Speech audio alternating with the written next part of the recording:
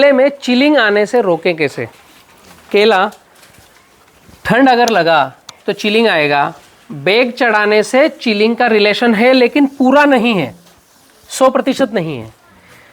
Plastic bag चढ़ाने से chilling कुछ प्रतिशत रुकता है, बट चिलिंग रोकने के लिए और भी दूसरे प्रयास करने पड़ेंगे। जैसे चिलिंग इंजरी रुके। चिलिंग इंजरी का मतलब क्या होता है? जो केला है उसको ठंड लग गई, चिलिंग ठंड, केले की चमड़ी पर ठंडी हवा लगी तो इसके ऊपर की मांसपेशी का जो पानी है वो फ्रीज हो गया। वो फ्रीज हो गया तो जब ये केला कट के राइपनिंग चेम्बर में पकने जाएगा तो इसमें इथिलीन गैस अंदर जाएगी नहीं, क्योंकि इसकी चमड़ी कड़क है। तो इथिलीन गैस जाएगी नहीं तो ये हल्दी पीला कलर आएगा नहीं। हल्दी पीला कलर आएगा नहीं तो ठेले पे बिकेगा मुश्किल से। चिलिंग का मतलब है कि चमड़ी में गर्माहट रहनी चाहिए, ठंडा ही नहीं। अगर चिलिंग आ गई तो आपका रेट कम आएगा। ठीक है, अब इस केले की चमड़ी को चिलिंग लगने से रोकने के लिए क्या किया जाए? इसके लिए केवल स्कर्टिंग बैग पूर्ण नहीं है, वो भी एक काम करेगा। अब इसके लिए अनेक प्रयोग है और वो सभी करना पड़ेंगे तो चिलिंग नहीं आएगी, क्योंकि हम पूरे भारत में जहां भी रहते हैं, अभी तो हम गुजरात की बात कर रहे हैं, लेकिन हम सबके लिए वक्तव्य दें कि हम जहां भी रहते हैं वहां मौसम अनइवन है। ठंड अपने लेवल पे है, गर्मी भी अपने लेवल पे है, तो दोनों से दिक्कत होगी। तो जो खेत है, चिलिंग इंजरी से बचने के लिए क्या करें? उसके लिए सारे ही प्रयोग करने हैं। खेत के चारों तरफ बाउंड्री पर पहला काम गन्ना घास लगाना है। क्या बोलते हैं आप? नेपियर। नेपियर लगानी है। इसका पहला काम है कि ये आपके खेत में गर्म हवा, ठंडी हवा को घुसने न दे। अभी बंच कवर तो बाद में आएगा। खेत के अंदर ही हम ठंडी हवा आने ना दे, उसके लिए चार बाउंड्री पर गन्ना। पहले हम पौधा कब लगाते हैं? जुलाई में। तो हमें जुलाई में 5 तारीख को पौधा लगा रहे हैं तो नेपियर घास हमें 2 तारीख को लगानी चाहिए। अगर जून में 20 जून को केला लगा रहे हैं तो हमें नेपियर 18 जून को लगानी चाहिए। पौधा लगाने के बाद नहीं, फिर तो भूल जाएंगे, फिर हमसे लगेगी नहीं। पौधा लगाने के पहले 2-2 फीट पर नेपियर घास का एक लाइन डालना है, पूरा बाउंड्री पूरी, और ड्रिप डालनी है। अब इसके बीच में हमने पौधा लगाया तो ये पौधा कैसे लगेगा? ये ड्रिप से ड्रिप हो गई, ये पौधा लगेगा जिगजैग सराउंड, और लाइन से लाइन दूर नहीं करना, वरना ठंडी हवा घुसी तो इस तरफ निकल जाएगी। लाइन से लाइन पास, तो लाइन हो गई 5, तो पौधे से पौधा 7-8 कुछ भी ले सकते हो, तो हमने लिया 5x7। तो ये पौधा जिगजैग लगा, तो ये 7 फीट है। अगर इसको भी हमने 7 फीट लगा दिया तो क्या होगा? ठंडी हवा इधर से घुसेगी, इधर निकल जाएगी। इसलिए हमने क्या बोला? बीच में लगाओ। तो यहां से क्या हुआ? 3.5। इसका पत्ता यहां आया, इसका पत्ता यहां आया, ओवरलैप हो गया ना हवा के लिए। तो ये जो हवा जानी थी इसके लिए पत्ते रुक गए, ये यहां पे बीच में पौधा आ गया। अब अगला पौधा यहां पे आ गया, अगला पौधा फिर यहां आ गया। तो इधर से 3.5 है, इधर से 5 है। तो ग्राफ आपका सराउंड होना चाहिए, लाइन से लाइन पास होनी चाहिए, तो चिलिंग जल्दी खेत में घुसेगी नहीं। लाइन से लाइन आपकी दूर है, 7 फीट है, तो लिखवा लो मेरे से, जनवरी में जिस क्षेत्र में 10 डिग्री टेम्परेचर जाता है, कुछ भी कर लो, चिलिंग आएगी। लाइन से लाइन अगर आपकी दूर है, 6 फीट से दूर, ठंडी हवा अंदर घुस सकती है। आपने बाउंड्री पे नेपियर नहीं लगाई और जनवरी के पहले सप्ताह में 10 डिग्री से नीचे टेम्परेचर गया और आपके पौधे पर फल है, तो चिलिंग आएगी, कोई रोक नहीं सकता। बंच कवर भी नहीं और बलराम भी नहीं। मैंने देखा है, वो लांबे रतुन में है ना, सब खेतों पे प्लॉट पे विजिट किया है, उसका आप बोलते हैं ना, छिलका निकाल के देखोगे तो चिलिंग आएगी। तो इसके लिए क्या करना है? बाउंड्री पर नेपियर और लाइन से लाइन पास, पौधे से पौधा दूर। अब जितने एग्रोनॉमिस्ट डब्बियां बेचते हैं वो कहते हैं लाइन से लाइन दूर, पौधे से पौधा पास, ताकि चिलिंग इंजरी ठंड आए तो आपको 2-3 झेबलेरिक एसिड के स्प्रे बेचें जड़ों में कुछ टॉनिक डलवाएं ताकि आपके पौधे पर गर्माहट रहे और केला अनैसर्गिक लंबा बढ़े। जो एग्रोनॉमिस्ट कहते हैं कि पौधा भोजन कहाँ से लेता है, जड़ों से लेता है ना, वही एग्रोनॉमिस्ट आपको अपनी डब्बियां बेचने के लिए पंप में दवाई डलवाएंगे और बोलेंगे केले को स्प्रे करो, यहां से खिलाओ। वो खाता है ऊपर से, खाता है ना, तो वो तो डलवाएंगे खिलाने के लिए, वो गलत तो नहीं है। अगर वो नहीं डालेंगे तो चिलिंग आएगी। तो चिलिंग से बचने के लिए आपको ग्राफ पास में करना है, लाइन से लाइन पास करना है, ना कि लाइन से लाइन दूर करना है चिलिंग के लिए। ये छोटे छोटे मैं विकल्प बता रहा हूं। पहला नेपियर, दूसरा लाइन से लाइन पास, तीसरा इसके आगे जाएंगे तो समय पर बच्चा रखना है चिलिंग से बचने के लिए। मैंने आपको बताया 1 एकड़ में 20,000 से ज्यादा पत्ते होना चाहिए। 43,560 स्क्वायर फीट जो जमीन है उसमें 20,000 पत्ते होना चाहिए। अब ये कैसे आएंगे? जब आप 35 स्क्वायर फीट का ग्राफ लेते हो तो आपको 5वें महीने नया बच्चा रखना है। जो आपका मेन पौधा है ये 1250 है 1 एकड़ में, 5वें महीने नया बच्चा रखना है तो फिर 1250 आ गए। चिलिंग से बचने का उपाय मैं बता रहा हूं, इसके बगैर नहीं बच पाओगे क्योंकि टेम्परेचर पूरे भारत में अनइवन है। जब यहां पर फ्लावरिंग आते समय पत्तों की संख्या 25 है और 1200 पेड़ है तो ये पत्ते आपके 30,000 के लगभग हुए। लेकिन फ्लावरिंग आने के बाद तो पत्ते कम होंगे। जब मार्केट बोलता है कि पौधे से पौधा 5-5 फीट पे लगाओ और लाइन से लाइन 7 फीट पे करो तो यहां से हवा घुसेगी, चिलिंग को रोक नहीं पाओगे। दूसरा, आप नया बच्चा कब लोगे? माल कटने के बाद।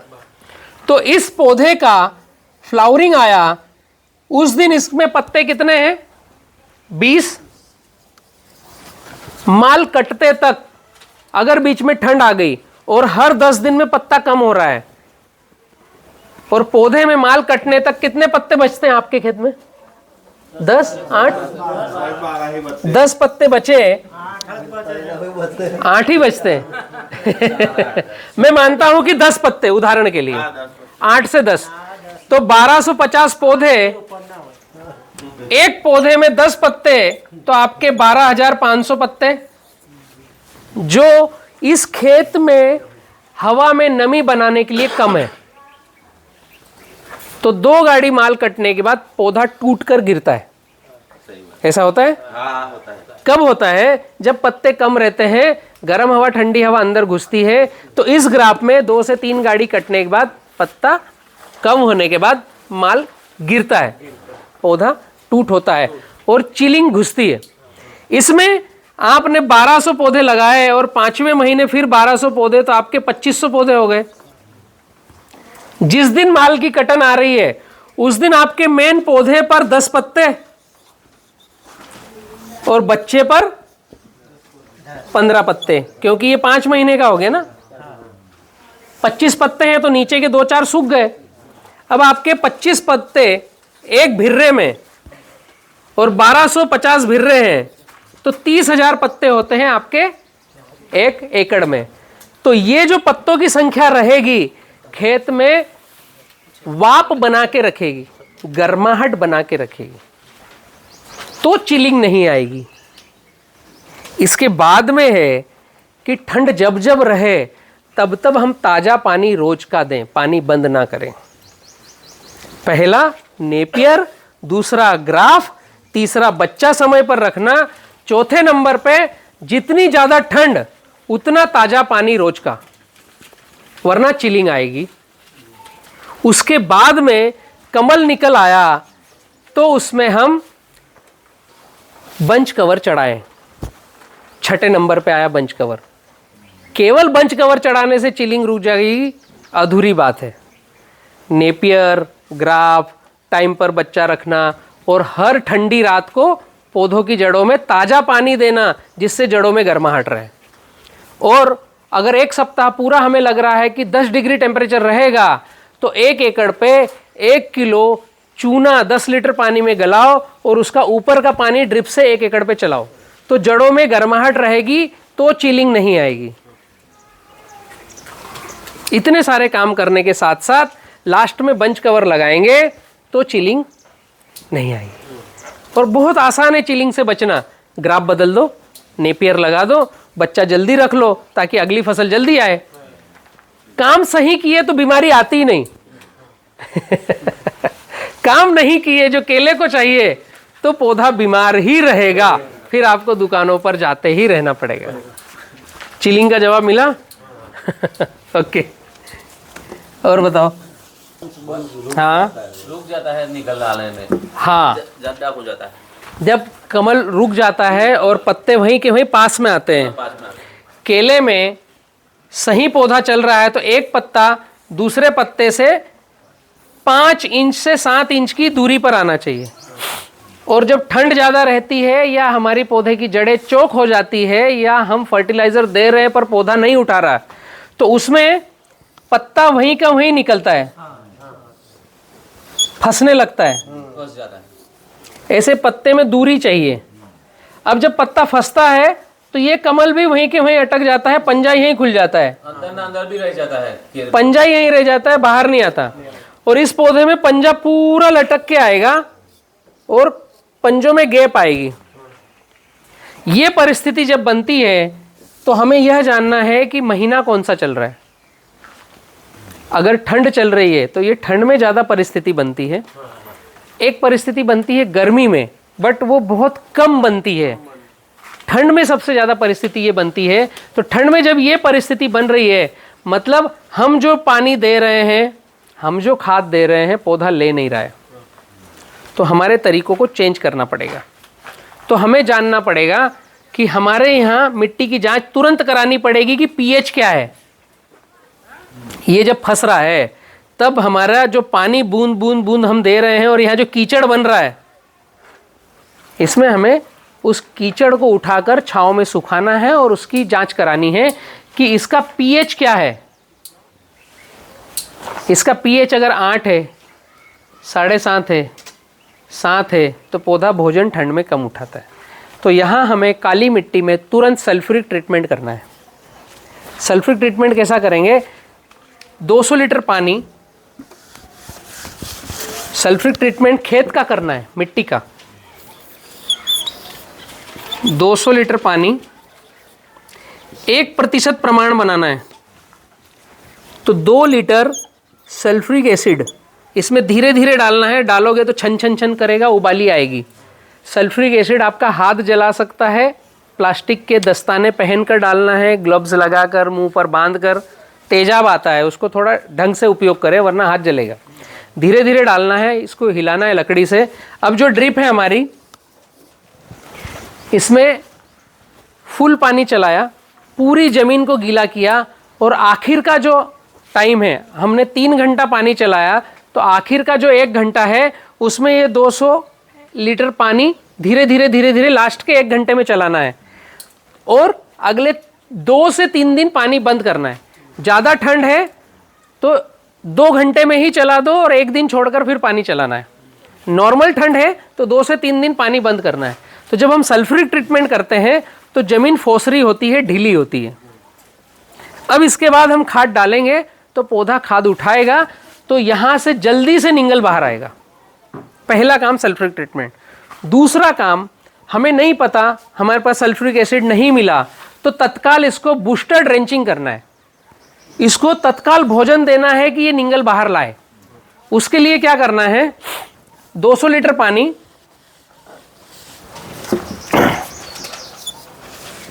10 kg DAP, 10 kg ammonium sulphate, 5 kg potash, 2 litre phosphoric acid,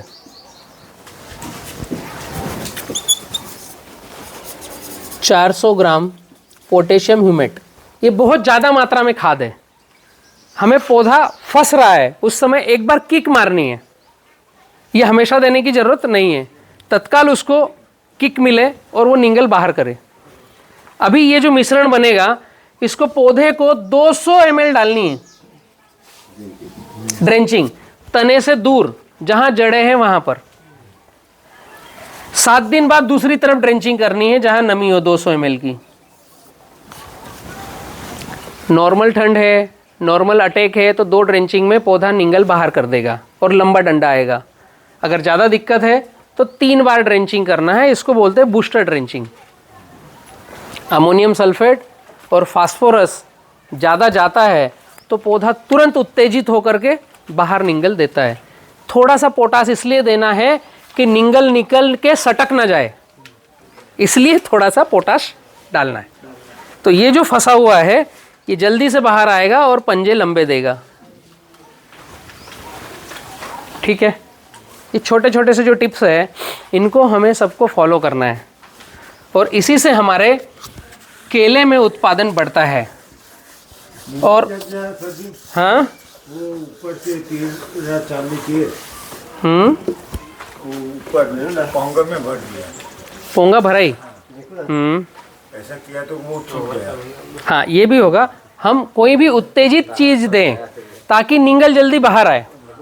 हमें किया वैसा ही था, लेकिन 13 को 200 लीटर में 3 किलो और मैग्नीशियम और वो प्लांट प्रमोटर था मेरे पास। तत्कालिक खाद ऐसा जो पौधे को उत्तेजित करके कमल को बाहर लाए तो हमारा निंगल जल्दी आएगा।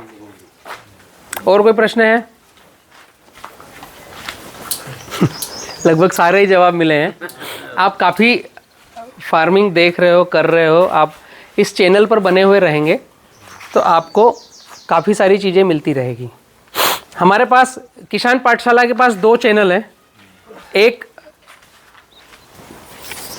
किसान पाठशाला है, दूसरा O2 पार्क है।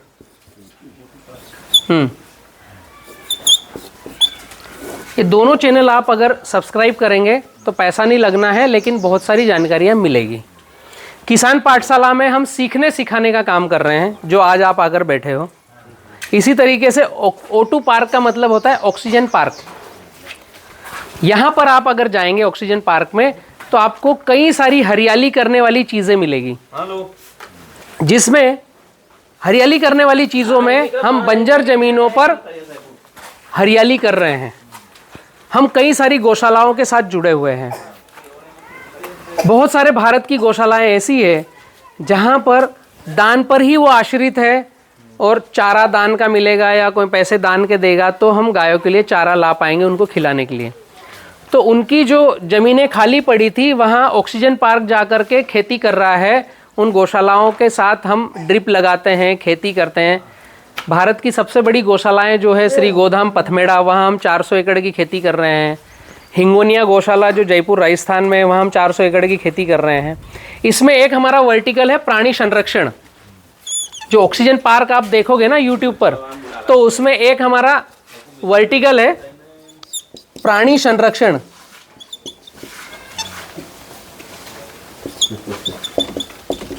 प्राणी संरक्षण का एक नंबर मैं आपको देता हूं। आप पूरे भारत में कहीं से भी प्राणी संरक्षण की मुहिम में जुड़ सकते हो। यह नंबर है 70 117 53 732। प्राणी संरक्षण का नंबर है। मेरा बड़ा फ़ोन कहाँ पर है? पोस्ट करके लेके आओ।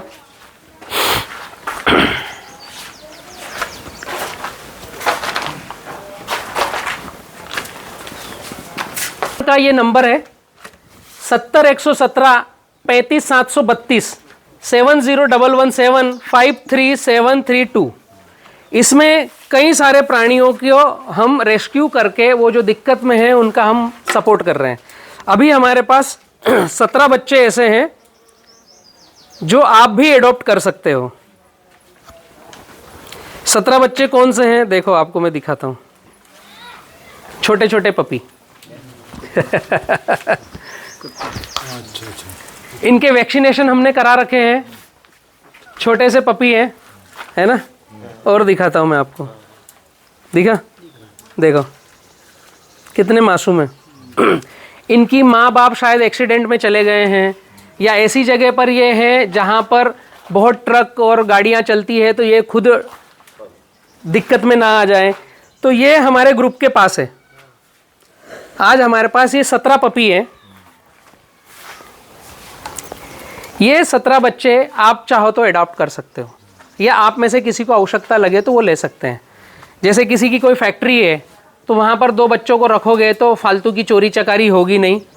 ये बहुत कम खाना खाते हैं और इनके वैक्सीनेशन हमने करा रखे हैं। इनमें कोई दिक्कतें बीमारियां नहीं हैं। हम ऑलरेडी प्राणी संरक्षण का एक वर्टिकल पूरे भारत में चला रहे हैं। फ्री में आपके पास आएंगे, आपको कोई पैसे लगाने की ज़रूरत नहीं। जो हम किसान हैं, हम खेती जब करते हैं तो रात में कोई वॉल तोड़ के ले गया, कोई ड्रिप को काट के ले गया, कोई हमारी मोटर का फेस निकाल के ले गया, अगर ये 2 बच्चों का जोड़ा हमने हमारे खेत में छोड़ दिया तो ये हमारे फार्म मैनेजर बन जाएंगे। तो इनका भी काम होगा और हमारी खेती में सुरक्षा भी होगी। अभी हम सभी खेतों में सुअर को, डुक्कर को भगाने के लिए झटका मशीन रखते हैं, उसमें पैसा लगता है। इन बच्चों को रखने में कोई पैसा नहीं लगेगा और हमारी टीम आपको फ्री में भेजेगी। ये नंबर है प्राणी संरक्षण का। ऑक्सीजन पार्क को आप देखोगे तो हमारी सारी डिटेल्स मिलेगी। पूरे भारत में हम ये व्यवस्था चला रहे हैं और आप सभी किसान भी इस मुहिम में शामिल हो सकते हो। अगर आपके पास इस तरह का कोई प्राणी है जो दिक्कत में है, गाय है, भैंस है, बकरी है, कुत्ता है, बैल है, घोड़ा है, या जो भी प्राणी अगर तकलीफ में है, तो हम कई सारी गौशालाओं के साथ जुड़े हैं जो उनको एडॉप्ट करते हैं और हम भी एडॉप्ट करते हैं और जो ज़रूरतमंद हैं उनको फ्री में देते हैं। अगर आपको 2 बच्चे की पेयर चाहिए तो ये आपको फ्री में मिलेगी, इसका कोई चार्जेस नहीं है।